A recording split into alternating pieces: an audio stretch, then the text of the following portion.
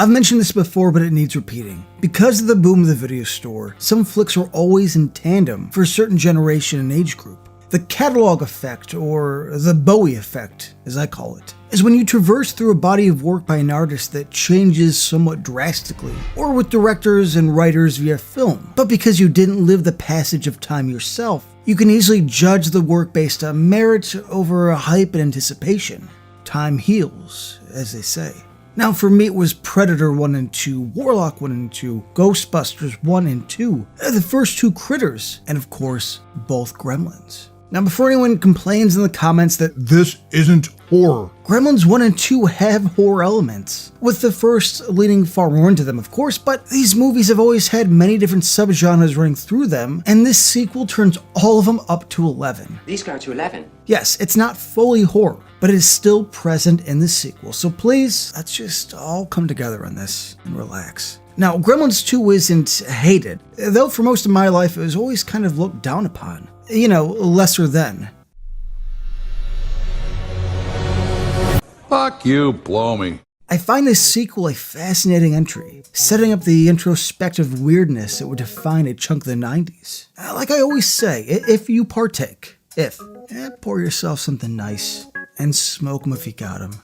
So join me as I explore my love and adoration for my favorite creature and the wackiest sequel of all time, with Gremlins 2, The New Batch.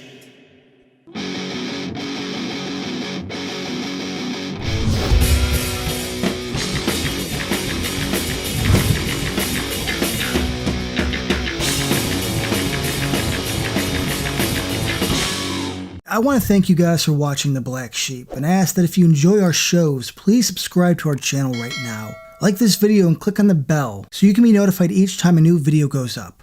And now back to the show. Like the wise and sage Costanza learning the secret to life, Every decision I've ever made in my entire life has been wrong. Gremlins 2 looked at the original and did the complete opposite. The small town America, with all of its charm and old ways, replaced by the cold, hard city, concrete and innovation. The adventurous, whimsical, and suspiciously dark tone. Now a genre mishmash meta roller coaster cartoon. This is quite telling of our current times and a sad state of affairs when a sequel doing something different is inspected upon like a relic from a far distant time. The 90s. Call me a dog. Only Gremlins 2 didn't do the bare minimum. They made a great second entry that broke the sequel rules, while never truly looking down on itself. Director Joe Dante had no intention on making a follow-up. The first one was a surprise hit and Warner Brothers wanted more fast. So producer Mike Finnell and Dante were tasked with writing a follow-up for a flick that they clearly agreed didn't need it. And after some brainstorming sessions, they both realized that there wasn't a great way to move forward and walked away. Warner Brothers hadn't cracked the code on the Gremlins 2. I mean, they were putting up shit options like Mars and Vegas. Joe Dante has gone on the record saying this about Warner Brothers. They kept working for, as it turned out, several years trying to come up with a sequel for a movie that they really didn't understand in the first place. So it became very difficult for them to duplicate it since they didn't understand why it was successful at all. But Mr. Dante needed a hit, and a deal was made. Joe Dante got creative control and final say, as long as he just amped up the gremlin action and brought back Zach Galligan and Phoebe Cates. Easy. And a move so punk rock he would get a countdown from Lee Ving himself. 1, 2, 3, 4. Dante took the novel approach of going meta, making a sort of anti-sequel. One that would comment on the state of film with cash-in sequels, mock Warner Brothers, while deconstructing and lovingly poking fun at the original. Think Matrix Resurrections, only good.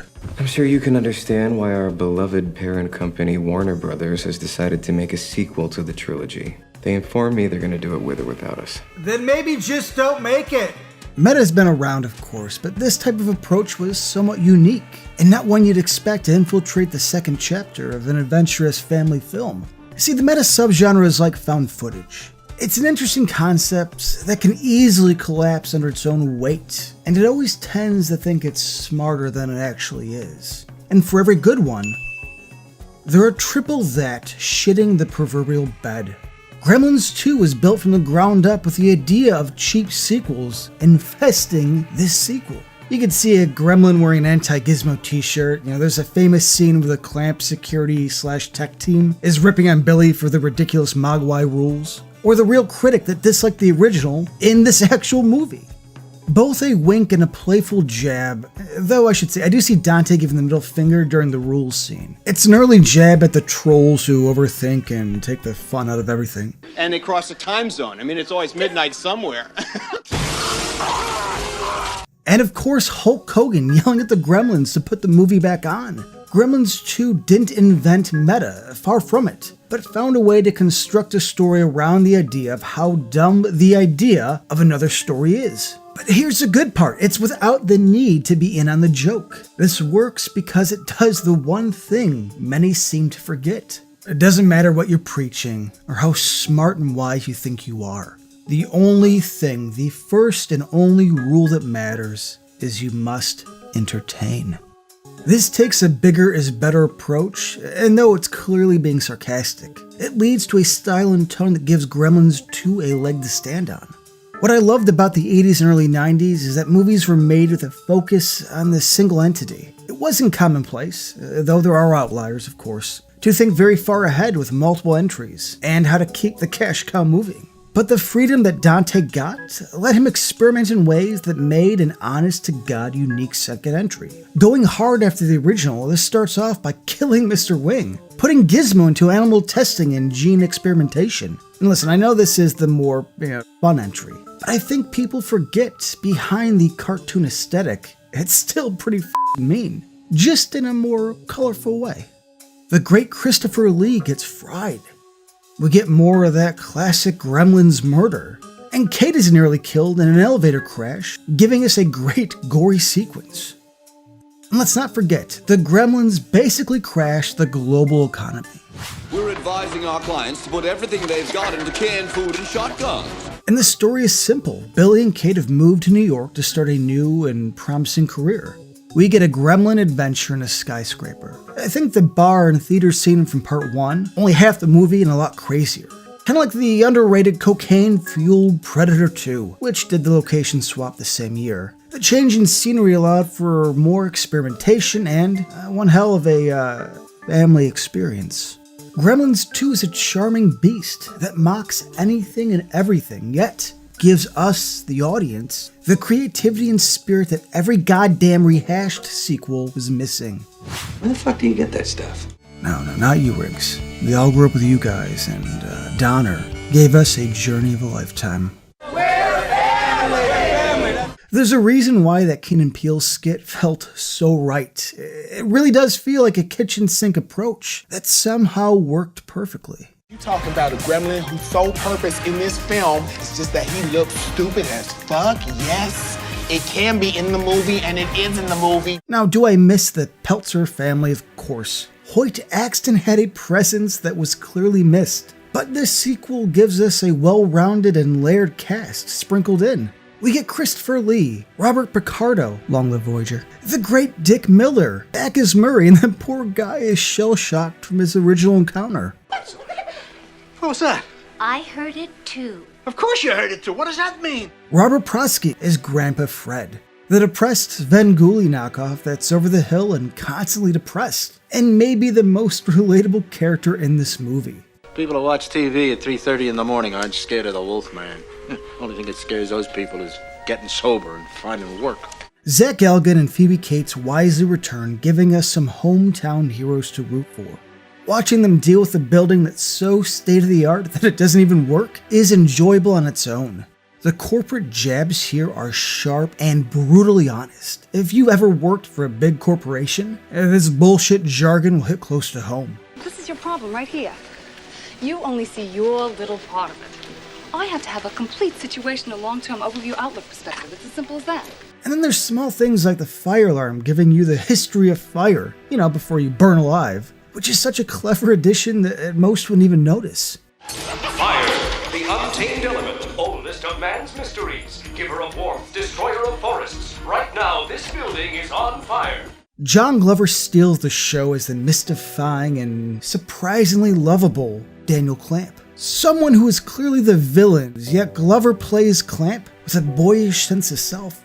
Clamp, as written, comes off as an egotistical asshole, and yeah, he is, but Glover wisely plays against the page and brings an optimism that somehow puts Clamp as a man meaning well, and not the generic evil corporate overlord he could have been.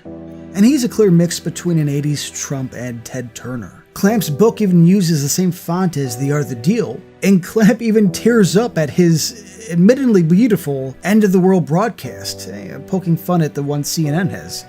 And maybe it's the rum talking, but Gremlins 2 has always belonged right next to the original. An entertaining sequel that pokes fun at technology, corporate interests, Alert personnel, we have a career opportunity in level 7. And its own legacy.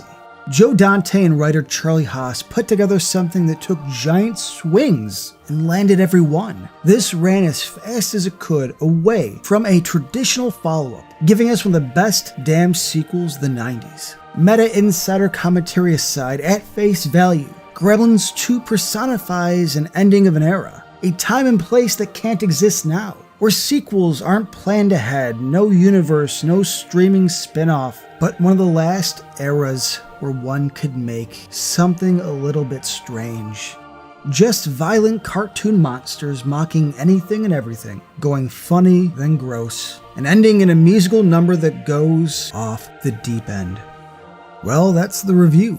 So the next time your boss tries to tie in some new corporate language and conduct, or your sanity starts to crack, realizing social media is basically Clamp Center in app form, turn on all the lights, check all the closets and drawers, look under all the beds, cause you never can tell. There just might be a gremlin in your house. Or worse, someone who just doesn't like Gremlins 2. Light bright, on today's episode of Playing with Fear.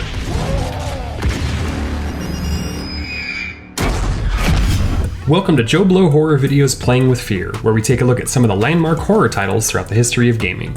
This episode's going to be a little different. We're going to be looking at a bunch of games from the same license, as by themselves, there really isn't enough to justify a whole episode. Also, in the spirit of the holidays, we'll be looking at the games based off the Gremlins franchise, one of the most beloved Christmas horror titles we have. Yes, it's a Christmas movie. And you know what? So is Die Hard. Can't wait for the comments! Directed by Joe Dante, who I love but never wrote his own films, Gremlins is actually the brainchild of Chris Columbus, who got the idea from a group of mice in his loft who sounded like they were chatting and plotting against him. He's not crazy, I promise. The idea was turned into a spec script and was later bought by Steven Spielberg, who said it was, quote, the most original thing I've seen in years. He tabbed Joe Dante to direct, hoping for the same horror comedy style he brought to The Howling, and brought it to Warner Brothers with the idea of co-producing it with his own Amblin Entertainment. The original script was apparently much darker and bloodier than what we finally got, and personally, I think it's better off as is. I don't think it would have had the same legs it does if it was an overly violent send-up of 50s creature features. The final product was still a bit spicy, however, and combined with the second Indiana Jones installment, helped create the PG-13 rating. The movie was a smash success, winning both critically and commercially, and has gone on to be a favorite of genre lovers, particularly around Christmas. With its huge profit and a fan love, you'd think a sequel would quickly follow, but it took another 6 years to come to fruition. Gremlins 2: The New Batch was released in June of 1990 and was a critical and financial bomb. While it made $11 million more than its budget, it paled in comparison to the original's profit margin and didn't come close to recapturing the fan love or critical reception of its predecessor. Personally, I love it, for the parody of the original and movie sequels in general that it turned out to be. It also has a lot more fun with its actors and budget than the first one did, almost becoming something straight out of an old Looney Tunes cartoon that Dante loved so much growing up. We also have the first movie to thank for copycat franchises like Critters, Ghoulies, Hobgoblins, and Munchies. After the lackluster showing of Gremlins 2: The New Batch, the franchise would fall into a bit of obscurity, with only pop culture references making their way into TV and film. A Gremlins TV series is in the works at HBO Max currently, and Gremlins 3 has been in development hell for some time.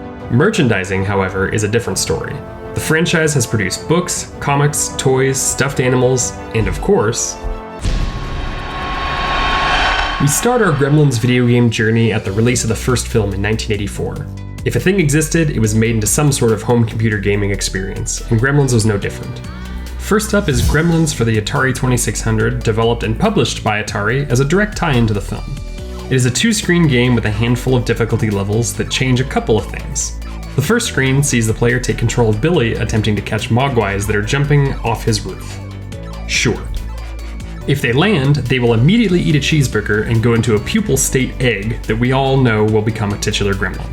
The difficulty level changes the speed of the mogwai's descent off the roof. The second screen, which is triggered after several sets of mogwais make their jumps, or when all the cheeseburgers are eaten, has Billy going full Rambo and shooting the now evolved gremlins as they try to get to the bottom of the screen. Difficulty level here changes the speed of the gremlins and gives them the ability to multiply when they touch water. Rudimentary, yes, but gets the job done for a 2600 license game.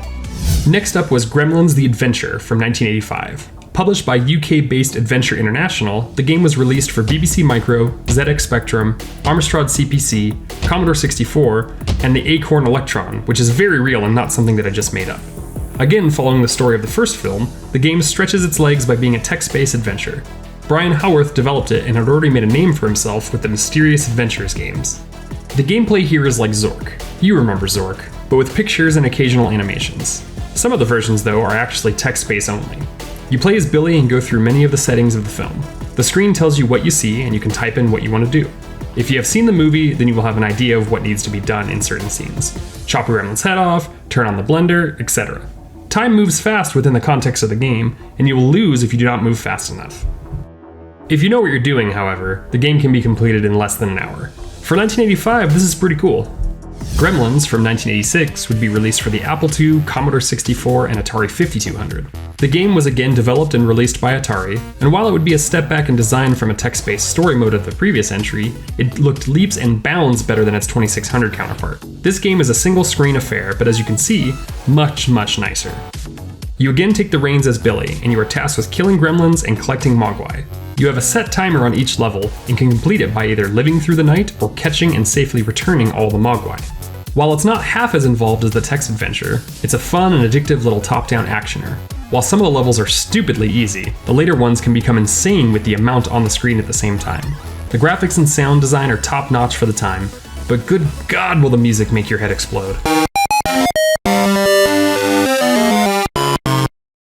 With another film in a new decade came a chance for developers to make games for new systems about a new property. The big one, the one most people including myself remember, is Gremlins 2 The New Batch for NES and Game Boy. This is the first time we take a hold of Gizmo, but that's kinda how the movies followed too. Billy got almost no help from the disembodied voice of Howie Mandel in the first movie, but in the new batch, both movie and game, Gizmo really comes into his own. Gremlins 2 was developed and published by Sunsoft, and they did a great job making different games with the different hardware capabilities in mind. The NES game follows Gizmo in the massive building of the film as he traverses the many floors, fighting off the evil gremlins. It's a top-down action platformer where you jump over gaps, avoid traps, and defeat gremlins on your way to a boss. Gizmo can use a few different weapons, like tomatoes, or the paperclip/matchstick bow that the player can upgrade or buy things for Gizmo by finding hidden shops on each of the levels. You can buy hearts for lives, extra lives in general, or balloons to avoid damaging pits. Most of the enemies, and all the bosses, are modeled after some of the genetically modified gremlins of the film, like the Electricity Gremlin and Spider Gremlin. It's a fairly brief game, and after some practice you can beat it in about 30 minutes, but it's a great example of how to do a licensed game right. The graphics, sound, and presentation are all top tier for the system, and the soundtrack has some absolute bangers in terms of 8-bit music. The difficulty can ramp up at times, but it's manageable with some practice. The Game Boy iteration changed to a side-scrolling platformer and obviously had to make some concessions. The music is just one track that repeats, and it has limited sound effects, but it gets the job done for an original Game Boy game. The sprites look good and the enemies are varied throughout. You even get a couple different bosses with the Bat Gremlin and Plank Gremlin showing up before the final confrontation with the Spider Gremlin. There's even a mini-game between levels where Gizmo punches a speed bag to gain extra lives and, just like its big brother on the NES, there's a fun, gooey ending animation. While Sunsoft was creating hidden gems for Nintendo, Elite would churn out a very different Gremlins 2 for Amiga, Atari ST, Commodore 64, MSX, Amstrad CPC, and ZX Spectrum. It's pretty typical for PC games of the time, even looking like the first two Duke Nukem games, if you squint. It follows Billy in the massive building again, where he must traverse 5 floors with settings of the film and collect 5 separate important pieces to trigger the end of the game. Billy can get various weapons like frisbees, boomerangs, phones, and flashlights. Though honestly, the flashlight feels like a plasma rifle from Doom, so I don't know why you'd need anything else. Much like other PC games at the time, it's hard as nails. The enemies come at you at a constant pace and it's one-hit damage. You can collect various things besides weapons that trigger things like gizmo assists and bubbles, which gives you currency to purchase weapons between levels. The music and sound effects are great, but the game doesn't really offer much in terms of replay value. Still a fun diversion for the PC crowd at the time, and certainly more involved than some of the other games on this list. There's also yet another version of Gremlins 2 made for DOS in 1991, and it was developed by High Tech Expressions, and if you remember our Nightmare on Elm Street video, it has that look and feel. The gameplay itself seems to mix mechanics from the Atari 5200 and the just mentioned batch of titles from the previous year. The game is okay looking and sounding, but it can get monotonous as you climb the game's 45 levels. Next, we move out of Gremlins 2 games and into things that I had never heard of territory. First, we have Gremlins Unleashed for the Game Boy Color. Coming out a whole 11 years after the most recent movie, this game was only released in Europe and it was developed by Xanadu. It goes back to being set in the first film's universe and is a platformer in every sense of the word. The interesting difference is that you can choose to play as Gizmo and defeat the Gremlins, or be Stripe and collect all the things that can hurt Gremlins while also working your way to corrupt the other Mogwai. It's colorful, cheerful, and animated very well, but suffers in the gameplay department. Gizmo can defeat Gremlins by flashing them with his camera while collecting sunglasses, and Stripe collects water bottles and destroys all the lights. It has bonus games throughout and gives you decent replayability from having what is essentially 2 campaigns, but like I said above, the gameplay suffers. Even with its various minigames, both campaigns feel samey, and the music gets very old very fast. It's an oddity for sure, as its length of release from any other Gremlins media is pretty far. I suppose as new generations were discovering the movies, they also wanted more things to go along with them. It's also an odd choice so close to the end of the Game Boy Color's life, but here we are. The next entry would stay handheld, but appear on the successor to the Game Boy Color. The next year would give us Gremlins, Stripe vs. Gizmo for the Game Boy Advance. It was developed for European audiences by the same Xanadu company as the previous title, and for the States by Magic Pockets. It appears as they just tried to remake their own game, as again you can either play as Gizmo or Stripe. Gizmo is tasked with retrieving all the stolen Christmas presents the Gremlins took, and Stripe is trying to stop Gizmo and force him to eat after midnight. The only advanced part here is the quality of sound and visuals, because the gameplay is just as stale as the previous one. As with most handheld experiences, the viewing window is a bit cramped, and a lot of your jumps are leaps of faith. To make matters worse, the camera has a serious case of ADHD and shoots around rapidly. I really wanted to like this game as the Game Boy Advance has some real classics on it, but partly due to gremlin fatigue and partly due to expecting more with a newer system, this and the last game were just real letdowns. 2011 would give us a release on the Nintendo DS and Nintendo Wii titled Gremlins Gizmo. If you know what a Tamagotchi is, the real ones do, then slap that Gremlins license sticker on it and release it for 2 platforms. You can control or lead Gizmo around the house and feed him, dress him up, and play mini-games with him. That's it. Playing it made me paraphrase Jurassic Park's Ian Malcolm and ask, are there any actual gremlins in your gremlin game? The answer is a solemn no. These are vapid, soulless cash-ins that do nothing for gameplay. But I can see the appeal for a baby's first Gremlins type of gaming experience. Finally, and to be clear, I didn't include any fan games or mobile ventures on here, we have the lovingly crafted LEGO Dimensions Gremlins set add-on for the base game. It was available for PS4, PS3, Xbox 360, Xbox One, and Wii U. LEGO Dimensions was a better version of Skylanders or Disney Infinity, and came with actual LEGO sets for each level pack released. It's actually the only way to get a legit LEGO set of anything Gremlins related. Anyway, you spend your time between the hub world and the Gremlins specific zones completing movie-related side quests or just running around causing Gremlin LEGO-related mayhem. If you've played any of the LEGO video games, you know exactly what to expect. It's a really nice way to close out the journey through the games of Gremlins.